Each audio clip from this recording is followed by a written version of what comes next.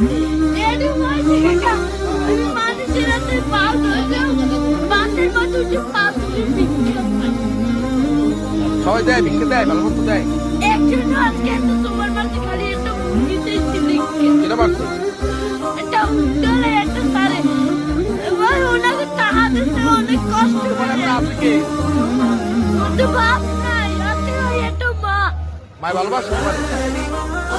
মায়ের ভিতরে বলে রয়েছে একটা মা যদি ভালো না বাসছে ওই দিনে আমি হারাইয়েছি না হেলে মায়ের গর্ব দিলে একটু ফোন করতে না। মায় ভালোবাসে, তুমি মায়ের ভালোবাসো না? আমার মায়ের মধ্যে কি খেতে চাইছে একটা খাওয়া এই যে তাই আমার